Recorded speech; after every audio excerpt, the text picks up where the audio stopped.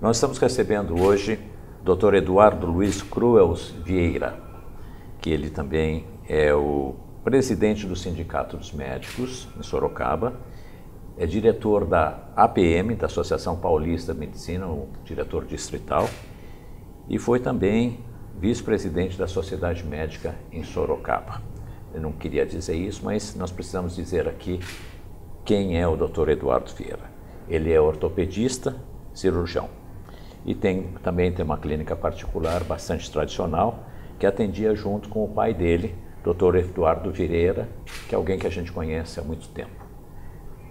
A gente tem que dizer isso aqui também, que é importante, que o Dr. Eduardo e eu nos conhecemos há muitos anos, temos uma amizade em particular, e isso não deve, em absoluto, impedir qualquer conversa franca que nós vamos ter aqui.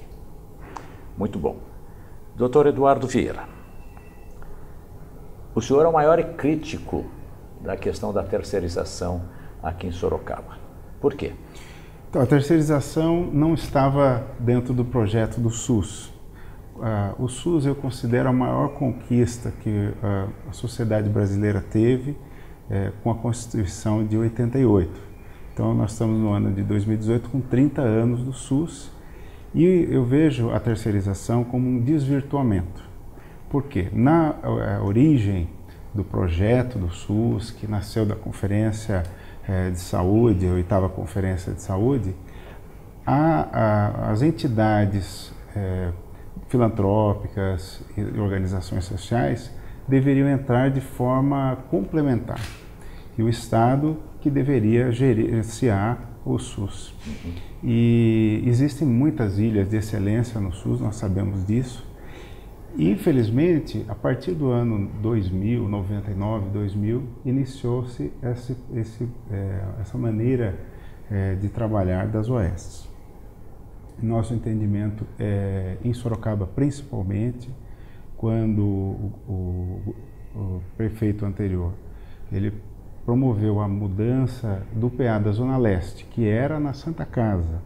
Então, aquele PA era na Santa Casa. E ele propagou como se fosse um novo PA, o PA da Zona Leste, e passou para uma organização social. Organização essa que, na ocasião, se assustou com a minha manifestação.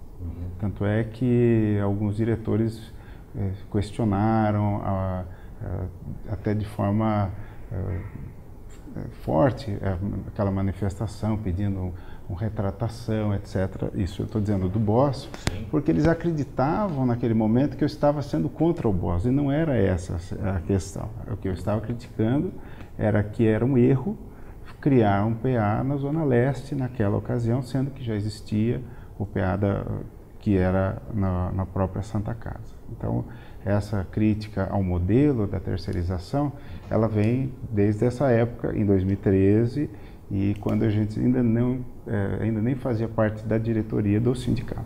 Mas isso é uma questão, pelo menos aqui, de quem está de fora, vamos dizer assim, é de que o ponto de vista do paciente, do usuário, aquele que precisa do serviço de saúde, para ele tanto faz se é o INSS, se é o INAMP, se é o INPS, se é o SUS, se é particular ou não, ou é Santa Casa.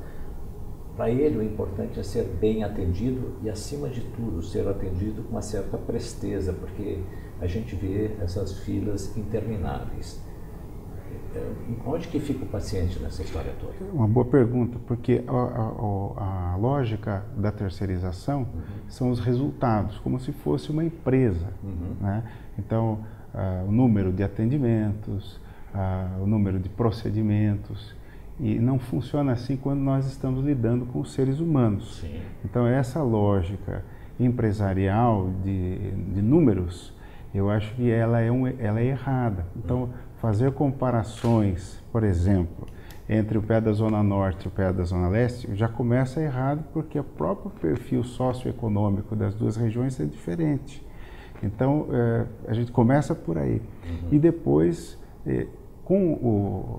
quando existe principalmente quando existe a priorização das unidades básicas de saúde, aquele médico, aquela enfermeira, todo aquele pessoal que trabalha na unidade, ele se identifica com aquela comunidade. Então, a grande questão é essa ligação em que o médico que é contratado, que é concursado, aprovado num concurso público e principalmente busca ter esse contato. Eu já tive essa experiência quando trabalhei na unidade básica da Vila Sabiá. Então nós tínhamos um contato muito próximo e eu acho que ela é uma unidade muito exemplar por conta disso. Então eu vejo que a lógica do paciente é essa realmente, de você ter a responsabilização e não a questão só dos números. Mas nós estamos falando em qualidade de atendimento. A gente acho que não deveria perder esse foco. Certo. Pelo menos o nosso colega, Marcel, esteve fazendo uma reportagem onde nós afirmamos em manchete que o atendimento prestado pela o PH, né? No caso era o PS ou o PH? O PH Leste. O PH Leste e a outra que você esteve, isso. Ela tinha um atendimento melhor, existia uma satisfação melhor do que aqueles prestados diretamente pelo poder público. Comente isso aí e faça a sua pergunta. Na verdade, doutor, antes até de falar disso, eu queria só fazer um embate com relação ao que o senhor disse do perfil socioeconômico de quem é atendido na UPH da Zona Leste, sendo que a gente sabe que tem casos que até as pessoas da UPH da Zona Norte são enviadas, são transferidas, de certa forma, para a UPH da Zona Leste em muitos casos. E quando a reportagem esteve na UPH da Zona Leste, a maioria das pessoas atendidas eram de outras regiões, Zona Oeste, Zona Norte. Aí não conflita essa informação com o que o senhor acaba de falar, do perfil socioeconômico? Não, então, isso que eu estou falando. Na verdade, quando eu falei isso, foi para poder fazer primeiro, evitar ter essas comparações, né? Então, eu acho que não conflita. Eu acho que, na verdade, a preocupação que a gente quer demonstrar aqui é que quando você fala em qualidade do serviço, não é como se fosse um atendimento num banco ou numa farmácia em que se você tiver uma senha, tiver um lugar que você senta e tem um ar-condicionado e você tem a sensação de você ser bem atendido, com mais presteza, porque logo alguém vai falar, pois não, como você vai, como se fosse uma empresa mesmo, né?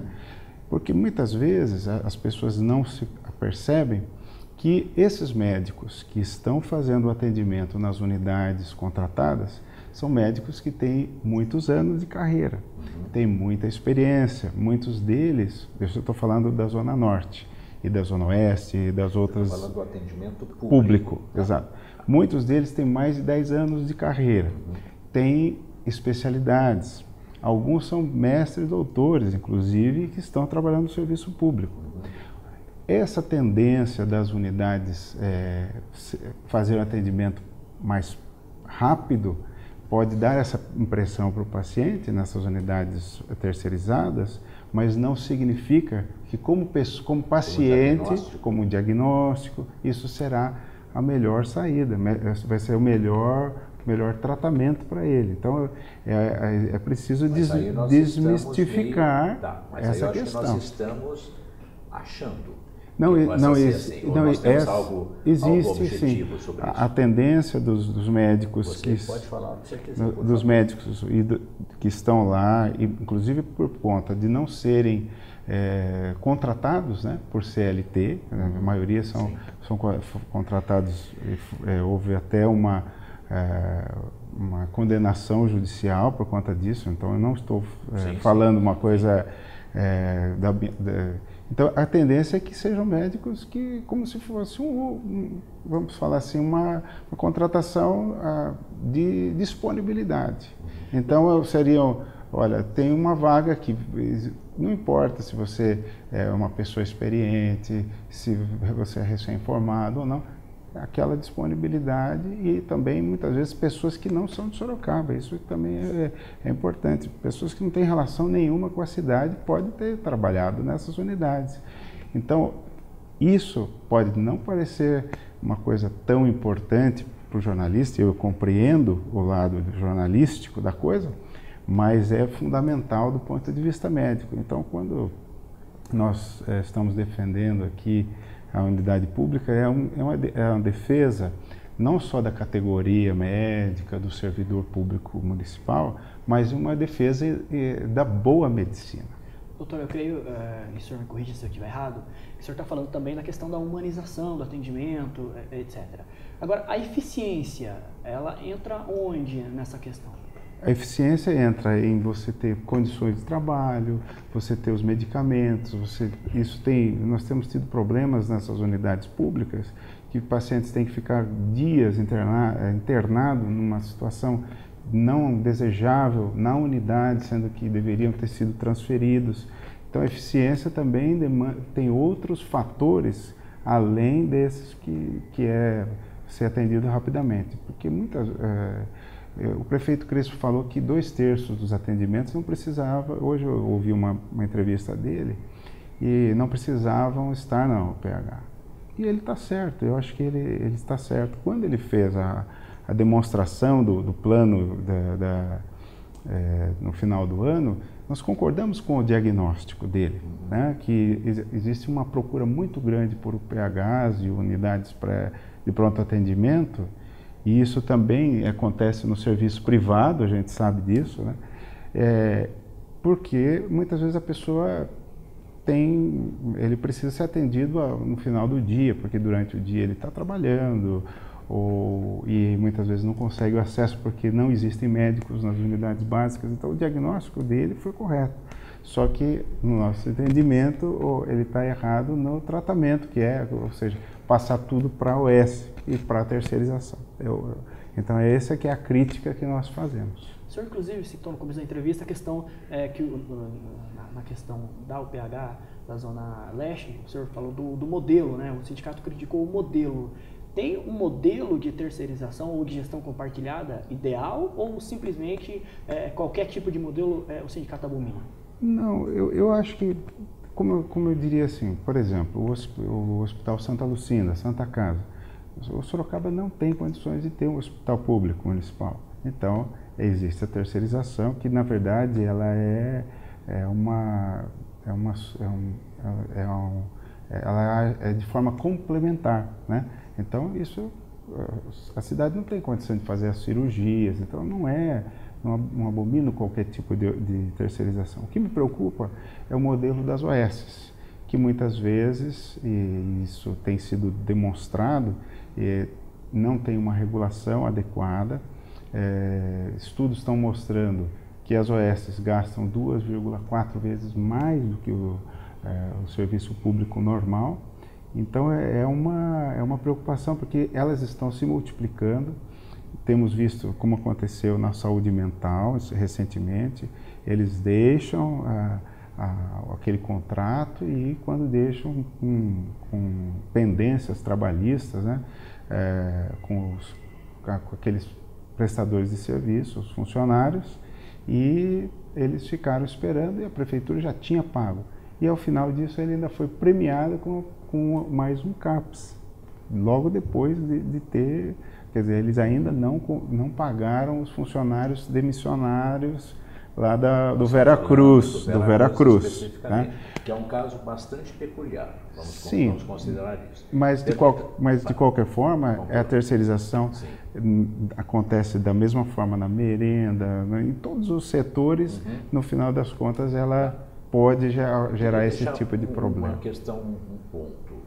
Nós não estamos aqui defendendo a terceirização, ou nesse caso específico, por uma questão ideológica. Nós estamos defendendo pelo nosso achado prático de jornalistas. Fomos lá, você esteve lá, conversou com as pessoas, observou uma, observou outra. E eu estou vendo que o assunto fica, perdoe a questão da minha observação, mas eu acho que está sendo colocado o foco em cima do que funciona, quando na realidade deveria estar o foco em cima do que não funciona. Sim. Quer dizer, se o público não está funcionando tão bem quanto o particular, ele deveria estar funcionando tão bem quanto ou até mais. E nós temos dados, nós temos que acreditar nisso por enquanto, porque nos foi passado aqui nessa sala, que os dados de um atendimento terceirizado é menor do que o atendimento naquele público. Os dados? O custo, o custo por atendimento por pessoas. Isso. Tá, foi nos dado oficialmente isso. Por enquanto eu tenho que usar esse dado oficial, eu não posso descrer do que esteja sendo, até que eu tenha normalmente uma planilha que comprove de outra maneira. Então vamos lá. Vamos lá. Vamos começar pelo número de funcionários. Tá. Já que trouxe essa comparação em relação à Zona Norte, levando em consideração que não é a mesma coisa, né? O da Zona Norte tem 145 funcionários, incluindo os médicos. O da Zona Leste tem 283 funcionários, é um número bem maior e não conta os médicos, porque os médicos não foram contratados como seletistas, de forma que nós criticamos também, porque o médico precisaria ter sido contratado como seletista também, ali nessa situação. Mas por quê? Se o médico concorda, se ele está lá, o médico normalmente ele atende aqui, às vezes alguns... Sim, mas às vezes não é essa questão de concordar ou não. Muitas vezes ele só dá essa opção para ele. Entendeu? Então, mas ele tem a opção de não querer. Sim, desde que ele tenha outro emprego. Né? Então, eu entendo que ainda bem que existe um sindicato que vê o lado do médico, nada contra ele. Eu estou apenas colocando que, como o médico é um nível diferenciado do que um trabalhador mas principalmente no pronto-socorro, que ele tem horário exato para cumprir, não teria problema nenhum. Principalmente porque essas empresas são filantrópicas e o aumento na folha seria bem menor do que uma empresa privada. Né? E isso não seria positivo em ponto de vista do atendimento também. Da e aí população? tem relação, então veja só, com relação à eficiência, tem muito mais pessoas trabalhando nessa unidade, a outra... Empregando mais gente, você está falando? Mas em cargos administrativos que eu acho que até que ponto, não sei até que ponto não seria... Não está no Sindicato dos Médicos, é isso? Então, mas um número bem maior. Então, não sei se a eficiência é tão grande assim, porque com muito menos se atendeu quase mais pacientes na Zona Norte, com muito menos funcionários do que na Zona Leste. Então, a eficiência já começa a ser criticada aqui. Outra coisa, a própria estrutura física do prédio tem sido abandonada há muitos anos, não se faz reformas, existe falta de insumos, medicamentos, público. Então, por quê? Porque existe, parece que existe, e aí eu não vou ser leviano e falar, mas existe uma impressão nossa, como servidores, de que é deliberado essa má vontade de fazer a coisa funcionar no serviço público para que pareça o privado, ou a OS, ou a terceirização. É uma obsolescência planejada. Exatamente. Então essa é a nossa crítica, porque eu estive na policlínica recentemente, você vê as paredes, é vergonhoso, precisa urgente de uma reforma, né? Então começa por aí também. Então essa questão da infraestrutura e do recursos humanos, o senhor acredita que foi propiciado esse cenário para se imaginar, para se pensar que o atendimento, a gestão compartilhada é melhor que a gestão pública? Criou-se esse cenário? Olha, eu não gostaria de não acreditar nisso daí, né? Do que você está falando, né? Que seria deliberado, uma coisa planejada, porque isso daí seria realmente uma situação quase maquiavélica, uma tragédia humana a pessoa fazer de forma deliberada, né? Agora, se for isso, é da mesma forma que muitas vezes a gente vê o Brasil poderia estar tão bem na parte educacional e tantas outras coisas, mas será que é alguma coisa deliberada? Dá impressão. Então, quando você faz essa pergunta, eu fico me questionando, será que alguém teria a coragem de fazer de colocar dessa forma, né? Então vamos pegar o gancho exatamente desse ponto, de ontem para hoje. A notícia que corre hoje, que possivelmente vai haver o cancelamento dessa UPH que funciona. Aliás, hoje eu tive conversando com uma pessoa que foi atendida hoje de manhã lá e estava extremamente satisfeita. Olha que interessante. População. E não é uma população assim, o mais pobrinho não, da população mais pobrezinha. Tá?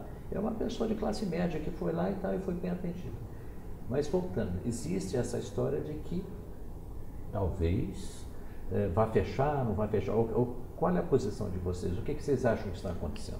Ou vocês acham que está acontecendo? Não, pelo que eu via, a decisão veio do prefeito, que precisava fechar, porque o contrato terminaria em julho, 5 anos do contrato, né?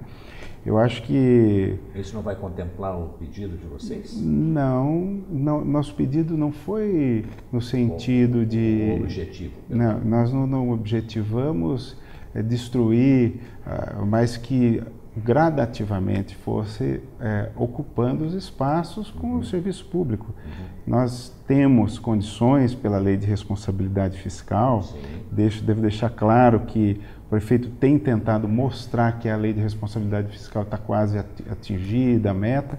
Nós estamos em torno de 39%, 40% do orçamento gasto com pessoal. Então existe a possibilidade de fazer concurso público. Então o que nós esperamos é que o prefeito faça o concurso público e aí possa preencher as vagas tanto nas unidades básicas. E aí a questão em relação a quais unidades de pronto atendimento devem funcionar é uma questão estratégica da Secretaria de Saúde e deve ser contemplada baseada nas estatísticas e tudo mais, né? Eu acho que eu não vou colocar aqui nem sou a favor, nem eu acredito que seja uma decisão puramente administrativa. E essa eu não irei tomar uma posição em relação a isso. E o sindicato tem algum estudo, tem algum levantamento, doutor, de quantos médicos seriam necessários num eventual concurso público? Então, para você ter uma ideia, ao longo dos últimos 6 anos praticamente, nós perdemos cerca de 200 médicos por aposentadoria, por serviço público. Isso, por morte, aposentadoria, pessoas que pediram demissão porque eles acabaram ficando insatisfeitos, não se sentiam estimulados, né, como profissionais, né? Então houve uma perda dessas pessoas e não houve a reposição. Então essa reposição era o mínimo que precisava fazer para poder voltar às condições de trabalho. O Sindicato dos Médicos acha que existe uma potencial ocupação, uma nova ocupação de pelo menos 200 vagas. 200 vagas de médicos. De médicos. Fora os outros servidores, enfermagem. Existe até um concurso que já foi feito e tem pessoas que não foram chamadas. E esse seria o caminho, porque daí é possível preparar essas pessoas para fazer o trabalho moldado à maneira que a prefeitura quiser. Então eu acho que é aí que está a grande diferença do serviço público, né? Doutor, uma das alegações do Executivo é com relação ao crescimento vegetativo da folha. Esse crescimento vegetativo, em muitos casos, ele é de benefícios para os próprios servidores, né, incluindo os médicos. Como é que o senhor enxerga essa questão do crescimento vegetativo? O senhor vê que esses benefícios, que hoje muitos alegam que atrapalham aí a questão da folha de pagamento, como é que o senhor enxerga isso como sindicato? Eu me sinto às vezes desconfortável com isso, porque existem incorporações que foram leis de administrações passadas e que acabaram sendo exageradas, incorporações do salário, principalmente quando as pessoas tinham cargo de chefia. Então, essas incorporações, elas devem ser revistas no mínimo, né, para que haja uma justiça, para que pelo menos não exorbite, né, porque existem críticas, olha, tem médicos ganhando super salários e tal.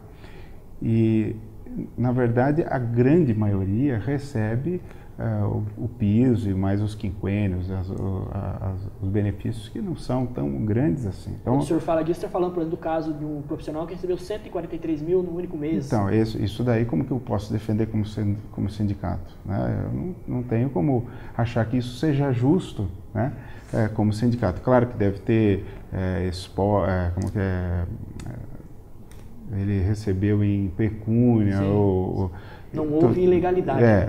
Mas eu me sinto desconfortável porque se a imprensa tiver um pouquinho de malícia, ela pode começar a colocar a população contra os médicos, porque para a população o médico ganha esse salário, não é verdade. Qual é o salário médio hoje de um o salário médio líquido do médico em torno de R$5.000 para 15 horas semanais, né?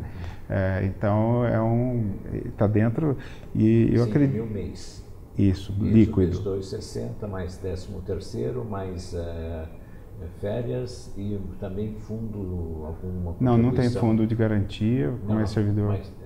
Mas tem a contribuição com a Fundação de Aposentadoria. Isso, né, então, já estou colocando isso daí, mais ou menos. Porque nada contra esses direitos, pelo contrário, vamos crer que todo mundo deveria ter esses direitos mínimos. Não, até para enraizar o colégio, porque assim, se você tem essa possibilidade, porque a questão é a seguinte, por que valorizar tanto o cargo de chefia? Que ganham isso, que trabalham, que ganham isso, até pouco, tá? Porque ele fez uma faculdade, ele demorou tanto tempo, precisa ver quanto tempo, são 15 horas semanais, são 3 horas por dia, se for 5 dias, ou se for 5 durante 3 dias, isso, dependendo do que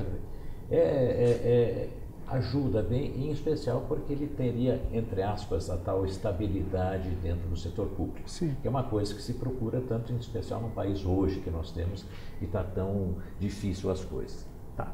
Isso qualquer um, acho que é um direito das pessoas procurarem isso.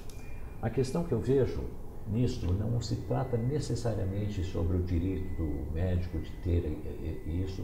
Eu volto, é a questão ainda do atendimento ao cidadão comum. Eu queria sair um pouquinho da prefeitura, se a gente pode ir para o estado do estado de São Paulo. Podemos entrar nessa área, que eu sei que você também...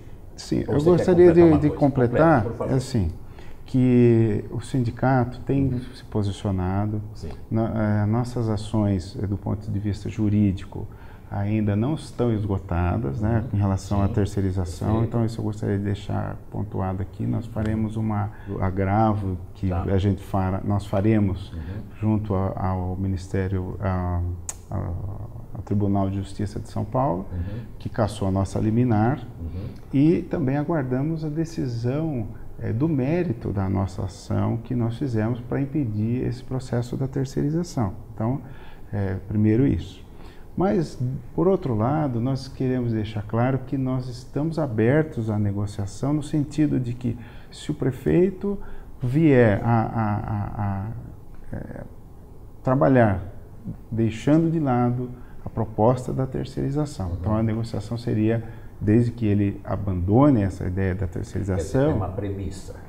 É uma premissa que eu acredito que já deixou... É uma condição, exatamente. Que nós passemos nós iremos apoiá-lo ajudando no sentido de ver as unidades que mais precisam de médicos, onde devem ser feitos concursos, etc. Ajudá-lo nesse raciocínio. Quando você teve numa unidade pública, o que aconteceu na hora da mudança lá? Como é que foi aquela história que você contou? Teve durante o tempo que a reportagem esteve no PH da Zona Norte, nós percebemos na hora da troca, inclusive a prefeitura que vai até estudar alguma maneira para melhorar isso. Na hora da troca de turno dos médicos, as pessoas ficaram completamente desassistidas. Porque ninguém era chamado porque não tinha médico. De novo. Não, veja bem, não cabe aqui ao doutor Eduardo, como presidente, resolver esse caso. Mas é o que a gente observa um pouco, que existe uma certa cultura no ambiente público, que eu vou chegar lá, vou fazer isso. Ele mesmo viu, e não foi a primeira vez que a gente viu, o pessoal vai embora e na hora de chegar ao próximo não está lá, quer dizer, fica... Mas ele tem que passar o cartão, alguma coisa está errada ali, porque ele passou, a troca é às 7 horas da noite, por exemplo. Ele tem que passar o cartão, ele tem que passar o dedo, e se ele não estiver presente, ele vai ter as horas descontadas. Então, eu acho que ali é uma questão administrativa. Então, se ele não está presente ali, existe o estatuto do servidor. E o que eu falo sempre, vários prefeitos enchiam a boca para falar mal dos médicos e dos demais servidores nas rádios, só que nenhum abriu processo administrativo contra qualquer colega. Sim. Então, quer dizer, não nos opomos a isso, desde que haja o direito à defesa, que a pessoa, que seja realmente, existam fatos, né? Então, é uma questão administrativa ali. Se não existe um gestor para orientar essa mudança de turno, fica difícil. E o médico tem que estar presente, senão ele vai ter ele vai ter o ponto, ele vai perder o direito dele. E isso na prefeitura é bem claro isso. Não existe essa questão de você chegar 5 minutos depois e bater o ponto 5 minutos depois, não Como existe. No Estado existe essa possibilidade. Né? Então não existe. Em Sorocaba você tem que chegar às 7 horas, é 7 horas. Existe um número, uns minutos de tolerância. Isso é esclarecedor, acho bom que você tenha dito isso. Queria passar para o Estado, podemos? Ontem nós provocamos o Ministério do Trabalho para que tivéssemos uma mesa redonda, com uma mesa de negociação com o Hospital Regional. E gostaria de fazer um elogio, até porque já existem 14 médicos contratados como seletistas lá, que para nós é importante. Não sei se de Sorocaba ou não. E eles estão chamando e eles se comprometeram a priorizar a contratação por CLT, né? E isso foi feito no Hospital Novo, que é terceirizado. E é gerenciado por uma boa faculdade de medicina, isso. Não é isso? Por incrível que pareça, eu fui funcionário da SPDM, foi meu primeiro emprego em 2001, quando eu trabalhei no Hospital Estadual de Diadema. E eles estavam começando esse processo de terceirização, fui funcionário. Como é que chama a empresa? A Associação Paulista para o Desenvolvimento da Medicina. E eles começaram como alguns professores da Escola Paulista, né? E ali não é um modelo terceirizado? É um modelo terceirizado, Mas veja, talvez aí é uma questão que eu estou, como diria assim, não revendo, mas estou analisando ainda para falar assim, se eu estou aberto ainda a pensar. Por quê? Porque ali você está falando em alta complexidade. Então eles estão fazendo cirurgias, procedimentos de alta complexidade. Talvez exista espaço ali, só que existe tantos outros problemas de corrupção nas terceirizações que acabam manchando entidades que possam ser sérias. Então, eu fico ainda me questionando sobre a viabilidade da terceirização nessa situação específica que são as cirurgias de alta complexidade. Só que vale lembrar que ali o Estado construiu, o Estado investiu e poderia fazer o gerenciamento dessas unidades. Ao passo que existem o Estado fez nesse outro hospital regional nosso lá, onde você falou sobre o gerenciamento. Eu vi a moça saindo correndo da Câmara, lá quando chega lá também lá é procurada, não se dá entrevista, daí muda-se o gestor. Sim. Hoje a gente está recebendo notícias que os médicos apontados lá de não terem passado o dedo certo na hora do ponto, ou fizeram o ponto e saíram, hoje foram dispensados, né? Está publicado no jornal, acho que Diário Oficial, alguma coisa assim.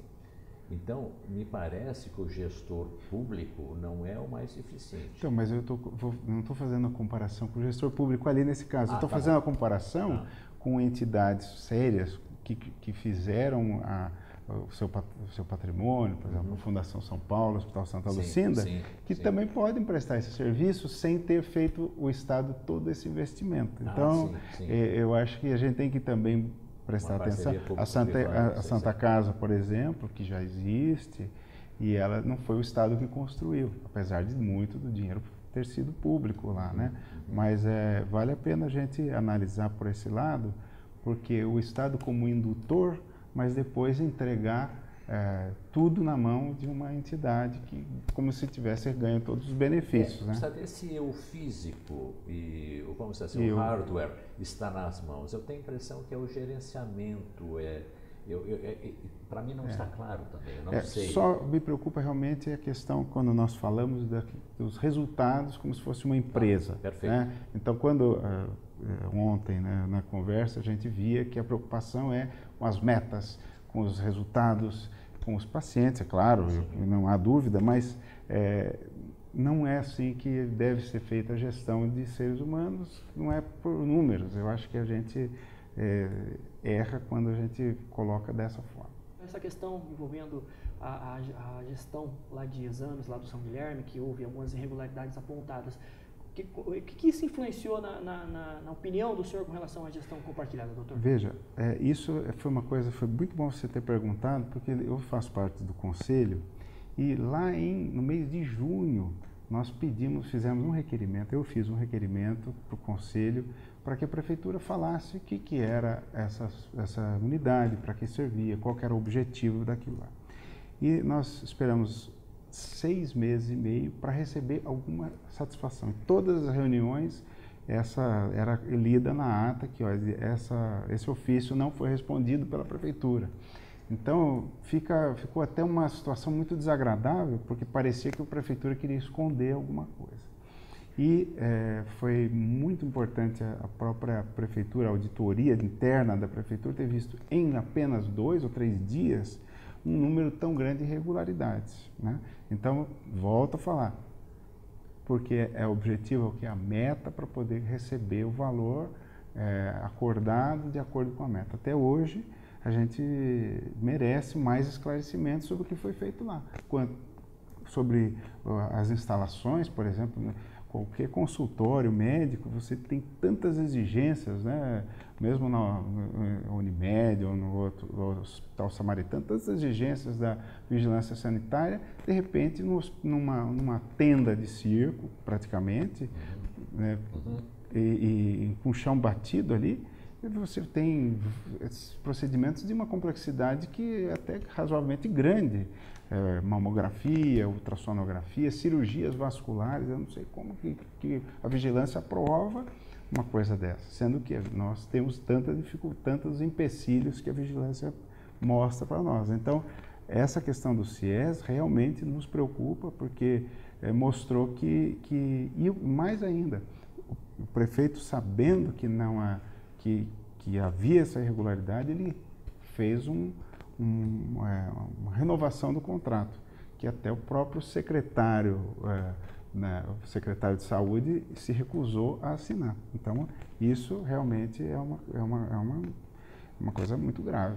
Está falando do Dr. Ademir Watanabe? Ele não assinou a renovação do contrato com o CIES. Né? Só para finalizar da minha parte, se o prefeito José Crespo, a administração de maneira geral, continuar com o processo de gestão compartilhada, for uma situação inevitável, o sindicato pensa de fazer algum tipo de paralisação, greve? De que forma vocês pretendem agir? Nós pretendemos continuar com essa questão do convencimento. Eu acho que o convencimento, eu agradeço muito ao jornal por ter feito essa abertura desse espaço. Inclusive, se você permitir fazer até uma crítica aqui ao jornal, né? O meu pai, ele uma vez disse que quando você não sai no Cruzeiro do Sul, não aconteceu, né? E foi lamentável o Cruzeiro do Sul não ter coberto a manifestação, que no meu entendimento, que tinha mais de 5.000 pessoas, foi uma das maiores manifestações públicas da história recente de Sorocaba. Então, isso que meu pai falava, né, que o Cruzeiro, se não saiu no Cruzeiro, não aconteceu, aconteceu e não saiu no Cruzeiro. E isso, eu gostaria de deixar essa crítica aí ao jornal, com todo respeito, né? E dizer que a nossa estratégia continua sendo a do convencimento. Eu acho que as pessoas estão começando a entender o que nós estamos dizendo, né? Quer dizer, nós não estamos fazendo radicalismo, não estamos tentando mostrar que é uma coisa fora do normal ser público. Nós estamos tentando fazer o convencimento como deve ser, eu acho que usando a razão. Ok. Gostaria de fechar com mais alguma coisa? Não, tá ótimo. Eu agradeço muito e dizer que esse movimento a gente tem continuado e continuamos abertos ao diálogo, desde que se interrompa essa estratégia da terceirização. Quero que fique claro que é nosso interesse, o interesse dessa casa sempre foi de dar os diferentes pontos de vista. Nós acreditamos que esse tipo de conversa, de exposição de ideias, é muito mais saudável, é muito mais claro para colocar as ideias, é muito mais saudável, inclusive, para a população como um todo. E quanto a nós, vocês sempre terão esse espaço para expor as suas questões, os seus pontos de vista, e acredito, ele é muito mais amplo, ele vai atingir um maior número de pessoas e creio que vai incomodar muito menos gente. Sem dúvida. Muito obrigado pela sua presença. Obrigado, eu que agradeço.